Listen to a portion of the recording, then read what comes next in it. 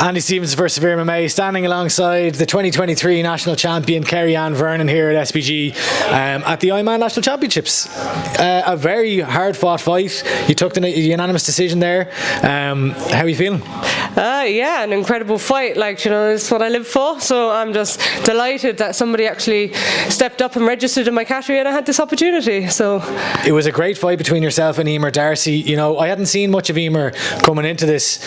We've seen you fight obviously a number of times, nationally and also internationally. Were you expecting that type of fight? To be honest, I didn't expect her to hit as hard as what she did. I knew that she had high-level striking. I always do my research, so I did check her out. And even though she only has one MMA fight, she has a substantial kickboxing background. So I've seen some of her kickboxing fights, and I was ready for somebody to come toe-to-toe with me on my feet. That's why I had the game plan to take her down. So yeah. Yeah, it seemed like from looking from the sidelines, you were kind of sitting down more on your shots early on, whereas she was kind of throwing the volume, and at times she was kind of pushing you back with the combinations, but you had some lovely level changes where you were saying you got to finally show off your grappling.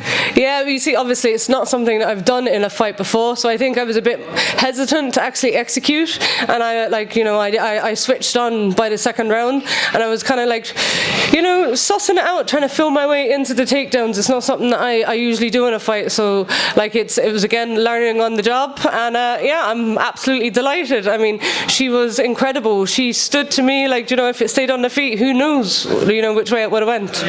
Yeah, and obviously coming off the Euros and the Worlds, a couple of disappointing performances, to break that streak and get back in the win column, did that kind of mean a little bit extra for you today? Well, to be honest, as an amateur fighter, I haven't really been focusing on the actual wins and losses. The wins are absolutely fantastic, don't get me wrong, but I'm going all over the world, taking on the best fighters in the world. My last fight in Serbia against that Spanish girl, it was 3 rounds of absolute war, back and forth. It was a very close fight. We both did severe damage to each other.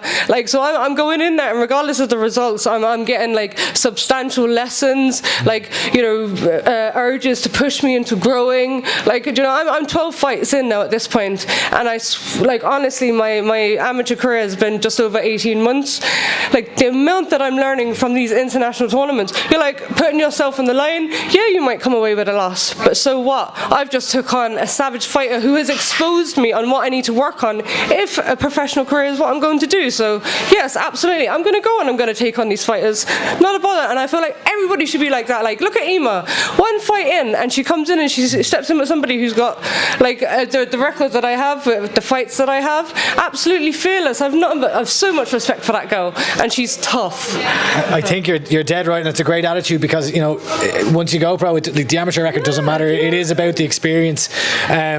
Is that something that you want from your? Do you see yourself turning pro at a certain point? You said, if I want to go that route. Yeah, absolutely. That's the dream. It always has been the dream, and it's starting to materialize. I do feel I'm tying up loose ends. There's still some holes in my game that I need to work on, executing from the get-go and not waiting until the second or the third round. In Serbia, I didn't wake up until the third round. I don't think I woke up until the second round today. So it's the dream, but I'm not going to take it on as a career unless I feel like I am an actual professional. And in order to be a professional, you need to fill in the holes in your game.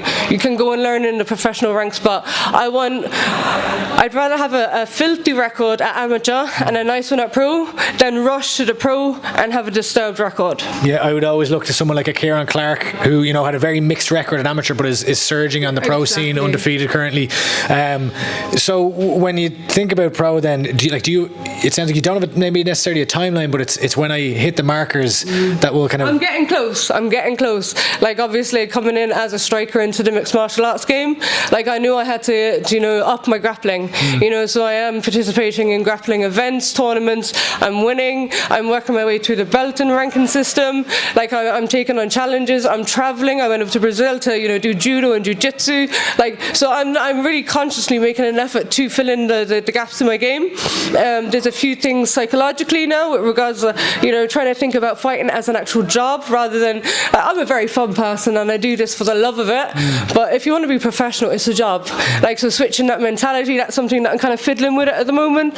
So yeah, there's a few things obviously there is more holes in the actual physical fight game. No one's perfect, but yeah, once I have it filled, it's definitely something I'd look to.